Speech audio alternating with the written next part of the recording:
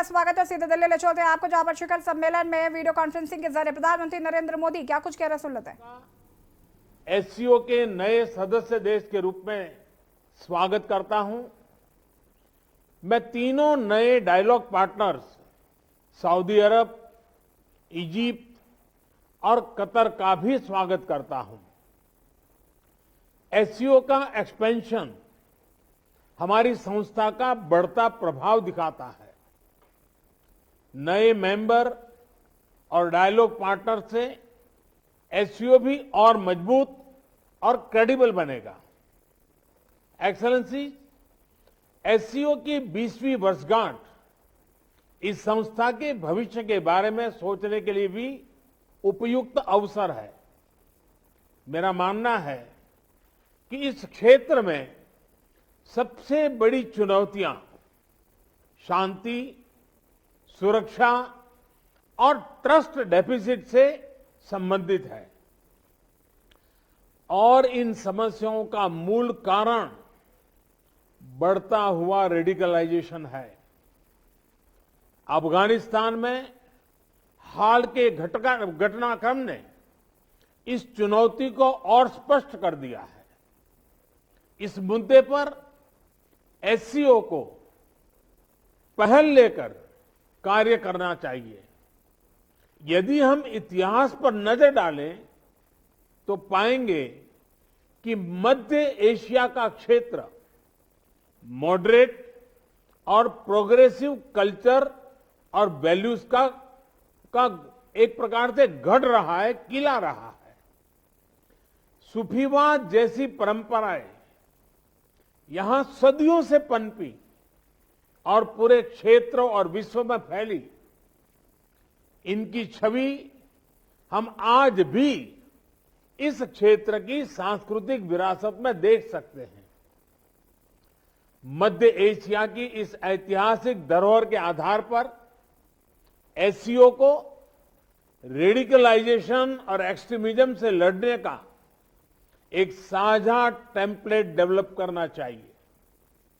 भारत में और एससीओ के लगभग सभी देशों में इस्लाम से जुड़ी मॉडरेट, टॉलरेंट और इंक्लूसिव संस्थाएं और परंपराएं हैं। एससीओ को इनके बीच एक मजबूत नेटवर्क विकसित करने के लिए काम करना चाहिए। इस संदर्भ में मैं एससीओ के रैट्स मैकेनिज्म द्वारा किए जा रहे उपयोगी कार्य की प्रशंसा करता हूं। भारत ने एससीओ रैट्स की अपनी अध्यक्षता के दौरान जो कैलेंडर ऑफ एक्टिविटीज प्रस्तावित की है, उन पर हमें सभी एससीओ पार्टनर्स के सक्रिय सहयोग की अपेक्षा है। एक्सेलेंसी, रेडिकलाइजेशन से लड़ाई क्षेत्रीय सुरक्षा और आपसी ट्रस्ट के लिए तो आवश्यक है ही। यह हमारी युवा पीढ़ियों के उज्जवल भविष्य के लिए भी जरूरी है। विकसित विश्व के साथ प्रतिस्पर्धा के लिए हमारे क्षेत्र को उभरती टेक्नोलॉजी में स्टेक होल्डर बनना होगा। इसके लिए हमें अपने प्रतिभाशाली युवाओं को विज्ञान और रेशनल थिंकिंग की ओर प्रोत्साहित करना होगा। हम अपने एंटरप्रेन्योर्स और स्टार्टअप्स को एक दूसरे से जोड़कर इस तरह की सोच, इस तरह की इनोवेटिव स्पिरिट को बढ़ावा दे सकते हैं। इसी सोच से पिछले वर्ष भारत ने पहले एससीओ स्टार्टअप फोरम और युवा वैज्ञानिक सम्मेलन का आयोजन किया। पिछले वर्षों में भारत ने अपनी विकास यात्रा में टेक्नोलॉजी का सफल सहारा लिया है। चाहे फाइनेंशियल इंक्लूजन बढ़ाने के लिए यूपीआई और रुपे कार्ड जैसी टेक्नोलॉजीज हो, या कोविड से लड़ाई में हमारे आरोग्य सेतु और कोविन जैसे डिजिटल प्लेटफॉर्म्स, इन सभी को हमने स्वेच्छा से अन्य देशों के साथ भी साझा किया है। हमें एससीओ पार्टनर्स के साथ भी इन ओपन सोर्स टेक्नोलॉजी को शेयर करने में और इसके लिए कैपेसिटी बिल्डिंग आयोजित करने में खुशी होगी। एक्सेलेंसी, रेडिकलाइजेशन और असुरक्षा के कारण इस क्षेत्र का विशाल आर्थिक पोटेंशियल भी अनटैप रह गया है। खनिज संपदा हो या इंट्रा एससीओ ट्रेड, इनका पूर्ण लाभ उठाने के लिए हमें आपसी कनेक्टिविटी पर जोर देना होगा। इतिहास में सेंट्रल एशिया की भूमिका प्रमुख क्षेत्रीय बाजारों के बीच एक कनेक्टिविटी ब्रिज की रही है। यही इस क्षेत्र की समृद्धि का भी आधार था। भारत सेंट्रल एशिया के साथ अपनी कनेक्टिविटी बढ़ाने के लिए प्रतिबद्ध है। हमारा मानना है कि लैंडलॉक्ड सेंट्रल एशियाई देशों को भारत के विशाल बाजार से जुड़कर अपार लाभ हो सकता है। दुर्भाग्यवश आज कनेक्टिविटी के कई विकल्प उनके लिए खुले नहीं हैं।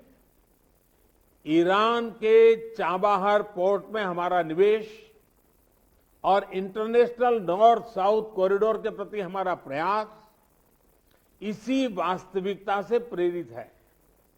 एक्सेलेंसी, कनेक्टिविटी की कोई भी पहल वन वे स्ट्रीट नहीं हो सकती। आपसी ट्रस्ट सुनिश्चित करने के लिए कनेक्टिविटी प्रोजेक्ट्स को कंसल्टेटिव, पारदर्शी और पार्टिसिपेटरी होना चाहिए। इनमें सभी देशों की टेरिटोरियल इंटीग्रिटी का सम्मान निहित होना चाहिए। इन सिद्धांतों के आधार पर एससीओ को क्षेत्र में कनेक्टिविटी प्रोजेक्ट्स के लिए उपयुक्त नॉर्म्स विकसित करने चाहिए। इसी से हम इस क्षेत्र की पारंपरिक कनेक्टिविटी को पुनः स्थापित कर पाएंगे और तभी कनेक्टिविटी प्रोजेक्ट हमें जोड़ने का काम करेगी, न कि हमारे बीच दूरी बढ़ाने का। इस प्रयत्न के लिए भारत अपनी तरफ से हर प्रकार का योगदान देने के लिए तैयार है। एक्सेलेंसी, एससीओ की सफलता का एक मुख्य कारण यह है कि इसका मूल फोकस क्षेत्र की प्राथमिकताओं पर रहा है।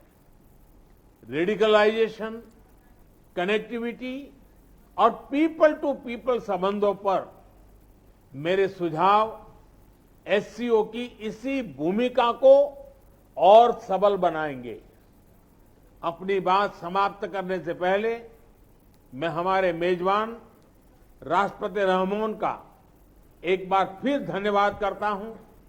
उन्होंने इस हाइब्रिड फॉर्मेट की चुनौती के बावजूद इस सम्मेलन का बेहतरीन आयोजन और संचालन किया है। मैं आगामी अध्यक्ष उज्बेकिस्तान को भी शुभकामनाएं देता हूं और भारत के सहयोग का आश्वासन देता हूं। बहुत बहुत धन्यवाद।